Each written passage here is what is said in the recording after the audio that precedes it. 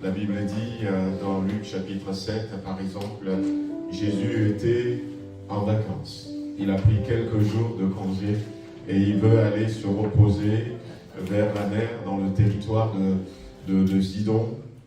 Et là, alors que Jésus était dans ce territoire, c'était l'occasion pour une maman qui a sa fille qui n'était pas bien, qui était tourmentée par des esprits méchants. Et cette maman est partie vers Jésus et va crier. Elle a profité, pourquoi? Parce que Jésus était présent. Amen. Et elle avait reçu la délivrance de sa fille. Dans la ville de Jéricho, la Bible dit qu'il y avait cet homme qui était aveugle, qui était là tous les jours.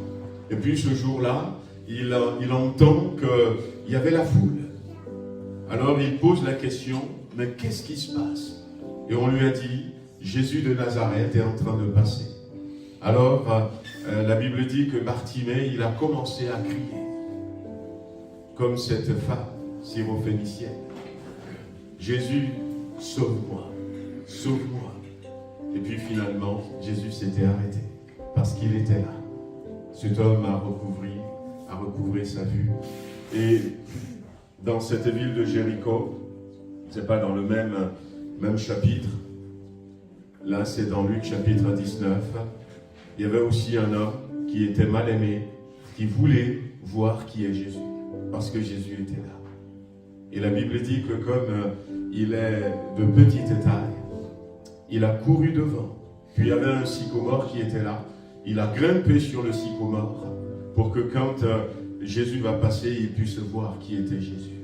Parce que Jésus était là présent. Et quand Jésus était arrivé, Jésus lève les yeux et l'appelle par son nom.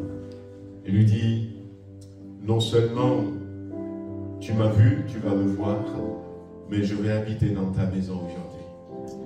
Parce que Jésus est là. Jésus est là. Dieu est là ce matin au milieu de nous. On pouvait continuer d'autres exemples comme ça. Mais je ne sais pas dans quel état vous êtes. Mais que rien ce matin, prions comme ça, que rien ne m'empêche de voir que Dieu est là. Que celui qui ordonne à la tempête, comme on avait dit dimanche dernier, et la tempête se calme, il est là. Celui qui guérit toutes les maladies, il est là, au milieu de nous. Amen. Celui qui a créé les cieux et la terre. La Bible dit que Dieu appelle à l'existence ce qui n'est pas, ce qui n'existe pas, comme si elle était. Celui-là, il est là au milieu de nous.